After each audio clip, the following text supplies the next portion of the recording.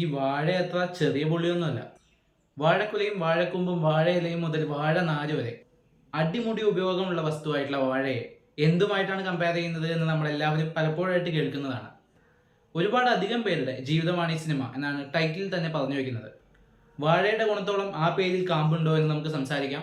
ഇന്ന് സംസാരിക്കുന്നത് ആനന്ദ് മേനോൻ സംവിധാനം ചെയ്ത് വിപിൻ ദാസ് തിരക്കഥ എഴുതിയിട്ടുള്ള ഏറ്റവും പുതിയ മലയാള സിനിമകളിലൊന്നായിട്ടുള്ള വാഴയെ പറ്റിയാണ്. നമുക്ക് വീഡിയോയിലേക്ക് കടക്കാം. അതിനു മുമ്പ് നിങ്ങൾ എൻ്റെ ചാനൽ സബ്സ്ക്രൈബ് ചെയ്യാത്ത ഒരാളാണെങ്കിൽ ഇപ്പോൾ തന്നെ സബ്സ്ക്രൈബ് ചെയ്യുക. ബെല്ലൈക്കണും കൂടെ എനേബിൾ ചെയ്യുകയാണെങ്കിൽ എൻ്റെ ഏറ്റവും പുതിയ വീഡിയോസ് എത്രയും പെട്ടെന്ന് നിങ്ങൾക്ക് കാണാൻ സാധിക്കുന്നതായിരിക്കും. നാലഞ്ച് സുഹൃത്തുക്കൾ നാട്ടിലും വീട്ടിലും ഒക്കെ പല പേരിൽ അറിയപ്പെടുന്ന ഇവരെ ഈ കഥയിൽ ഏറ്റവും പ്രധാനമായിട്ട് അഡ്രസ്സ് ചെയ്യുന്നത് വാഴകൾ എന്നാണ്. അതായത് ഒരു പണിക്ക് പോകാതെ അല്ലെങ്കിൽ ഒരു കാര്യത്തിൽ ഇൻവോൾവ് ആവാതെ ഏറ്റവും അടിപിടിച്ച് ഒരു കാര്യത്തിന് ഉപകാരപ്പെടാതിരിക്കുന്ന ആളുകളെയാണ് ഇപ്പോൾ നമ്മുടെ നാട്ടിൽ പലരും വാഴ എന്ന് പറഞ്ഞിട്ട് അഭിസംബോധന ചെയ്യുന്നത്. കുറേ നാളുകളായിട്ട് അങ്ങനെയാണ്. ഈ വാഴ എന്ന വാക്ക് വെച്ചാണ് ഈ സിനിമയുടെ ആദ്യാവസാനം മുമ്പോട്ട് പോകുന്നത്. ആദ്യത്തെ ഷോട്ട് മുതൽ ഒരുപക്ഷെ അവസാനത്തെ ഡയലോഗുകൾ വരെ അങ്ങനെയാണ് ഈ സിനിമയുടെ യാത്ര. അപ്പോൾ ഇതിലേക്ക് അടക്കുമ്പോൾ ഈ സിനിമയുടെ കഥ എന്ന് പറയുമ്പോൾ ഒരുപക്ഷെ കുറേ ഇൻസിഡൻസ് കൂടി ചേർന്നിട്ടുള്ള ഒരു സ്റ്റോറി ലൈനാണ്. കുറേ പേരുടെ ലൈഫ് സ്റ്റോറീസിനെ അവർ കമ്പൈൻ ചെയ്ത് കൊണ്ടുപോകുന്ന ഒരു രീതി കൂടിയാണ്. ആ കഥയിലും തിരക്കഥയിലും പേഴ്സണലി വളരെയധികം ഇൻട്രസ്റ്റ് ആണ്. കൃത്യമായിട്ട് അതിലെ ഇമോഷൻസും ഹ്യൂമറും കൺവേ ചെയ്യുന്ന തിരക്കഥയാണ് വിപിൻ ദാസ് ഒരുക്കിയിട്ടുള്ളത്. സംവിധാനത്തിലേക്ക് വരുമ്പോഴും കൃത്യമായിട്ട് പ്രസന്റ് ചെയ്തിട്ടുണ്ട്. അഭിനേതാക്കളെ പെർഫോം ചെയ്യിപ്പിച്ച രീതിയാണ് ഒരുപക്ഷെ സംവിധായകന് ഏറ്റവും കൂടുതൽ കൈയടി അർഹിക്കുന്നതായിട്ട് എനിക്ക് തോന്നിയിട്ടുള്ളത്. ഈ സിനിമയിലെ അഭിനേതാക്കളുടെ എല്ലാം പ്രകടനം നന്നായിട്ടുണ്ടായിരുന്നു. ഏറ്റവും പ്രധാന വേഷങ്ങളിൽ നന്നായി തിളങ്ങിയതായിട്ട് തോന്നിയത് ജോമോൻ ജോർജും സിജു സന്നിയും ഒക്കെ തന്നെയാണ്. അവരുടെ നാലഞ്ച് പേരുടെ പെർഫോമൻസ് ഒക്കെ നന്നായിട്ടുണ്ടായിരുന്നു.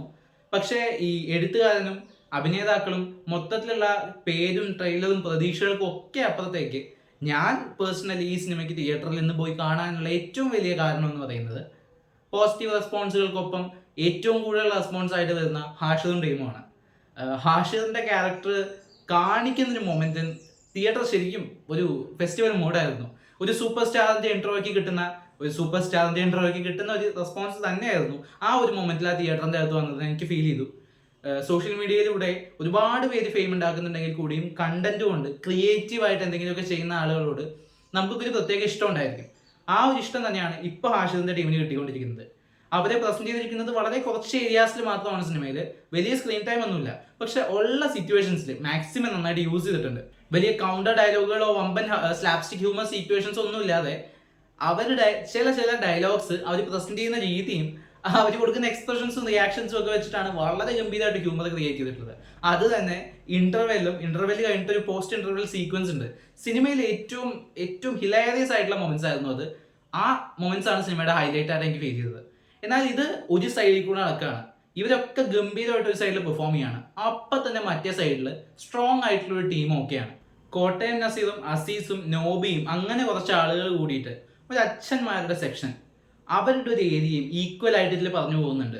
ഫസ്റ്റ് ഹാഫിൽ കൊടുത്തിട്ടുള്ള ഒരു ഷെയ്ഡും അതിനെ ജസ്റ്റിഫൈ ചെയ്യാതെ തന്നെ സെക്കൻഡ് ഹാഫിൽ അവർ കൊണ്ടുവന്നിട്ടുള്ള ഇമോഷണൽ കണക്ഷൻസും അവരുടെ സൈഡ് എക്സ്പ്ലെയിൻ ചെയ്തിട്ടുള്ള രീതിയൊക്കെ വളരെ നന്നായി തോന്നി. ആ ഒരു ലീഗിൽ തന്നെ ഒരു എക്സ്റ്റൻഡഡ് ക്യാമിയോ പോലെ കുറച്ച് സീക്വൻസുകളിൽ വരുന്ന ജഗദീഷിന്റെ പെർഫോമൻസ് നന്നായിട്ടുണ്ടായിരുന്നു.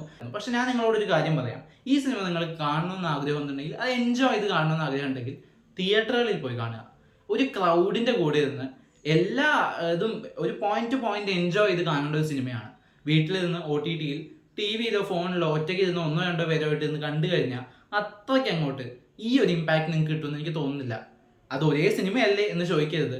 ക്രൗഡ് വാച്ച് എന്ന് പറയുന്നത് നൽകുന്ന ഇമ്പാക്ട് രണ്ട് എക്സ്ട്രീമുകളിലാണ്.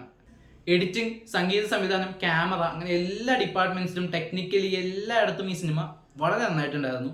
സെക്കൻഡ് ഹാഫിലേക്ക് കടക്കുമ്പോൾ ആദ്യ പകുതിയിലെ വളരെ ഹിലേരിയസ് ആയിട്ടുള്ള ഒരു ട്രാവൽ പെട്ടെന്ന് ഇമോഷണൽ ആയിട്ട് കൺവേർട്ടായി ഒരു ഫ്ലോയിലേക്ക് പോയി അവസാനിക്കുന്നു എന്നുള്ളൊരു ട്രാവലില് ഭയങ്കര സ്പീഡപ്പ് ചെയ്ത പോലെ തോന്നുകയൊക്കെ ചെയ്തു ചില സ്ഥലങ്ങളിൽ. പക്ഷെ അത് ഭയങ്കര നന്നായിട്ടുണ്ടായിരുന്നു. എവിടെയും അങ്ങനെ ഒറ്റ പോയിന്റിൽ പോലും നമുക്ക് ലാഗ് അടിക്കുന്നുണ്ടായിരുന്നില്ല. എന്നാൽ പേഴ്സണലി എനിക്ക് ചില ഇടങ്ങളിൽ മാത്രമാണ്, ഫസ്റ്റ് ഹാഫിലൊക്കെ ചില ഇടങ്ങളിലൊക്കെയാണ് ഒരു കല്ലുകടി ഫീൽ ചെയ്തത്. പ്രധാന നായക കഥാപാത്രങ്ങൾ ചെയ്യുന്ന ചില കാര്യങ്ങൾ ഒട്ടും അക്സെപ്റ്റബിൾ അല്ലാതെ തോന്നിയ ഒരുപാട് നിമിഷങ്ങൾ ഉണ്ടായിരുന്നു. അവിടെയൊക്കെ ക്യാരക്ടേഴ്സ് എന്തുകൊണ്ടാണ് ഇങ്ങനെ ബിഹേവ് ചെയ്യുന്നത് എന്നുള്ള തോന്നി ചെയ്തിട്ടുണ്ടായിരുന്നു. പക്ഷെ ചിലയിടങ്ങളിലൊക്കെ അവർ തന്നെ അത് നെഗറ്റീവ് ആണെന്നുള്ള രീതിയിൽ തന്നെ പ്രൊജക്ട് ചെയ്യുന്നത് കൊണ്ട് അത് അത്ര കാര്യമാക്കേണ്ട കാര്യമില്ലാന്ന് തോന്നുന്നു. എന്തായാലും പെർഫോമൻസുകൾ കൊണ്ടും ചിരിക്കാനുള്ള കുറെ നിമിഷങ്ങൾ കൊണ്ടും നല്ല കുറെ ഇമോഷണൽ സെഗ്മെന്റ്സ് കൊണ്ടും തിയേറ്റർ വാച്ച് ഡിമാൻഡ് ചെയ്യുന്ന വളരെയധികം എൻജോയ് ചെയ്ത് കാണാൻ സാധിക്കുന്ന ഒരു light hearted feel good comedy സിനിമയാണ് വാഴ. തിയേറ്ററിൽ തന്നെ കാണൂ, എൻജോയ് ചെയ്യൂ. ഈ സിനിമ നിങ്ങൾ കണ്ടവരാണെങ്കിൽ സിനിമയെക്കുറിച്ചുള്ള അഭിപ്രായങ്ങൾ കമന്റ് ബോക്സിലൂടെ രേഖപ്പെടുത്തുമെന്ന് വിശ്വസിക്കുന്നു. ഈ വീഡിയോ നിങ്ങൾക്ക് ഇഷ്ടപ്പെട്ടെങ്കിൽ ചാനൽ സബ്സ്ക്രൈബ് ചെയ്യുക, വീഡിയോ ലൈക്ക് ചെയ്യുക, സപ്പോർട്ട് ചെയ്യുക.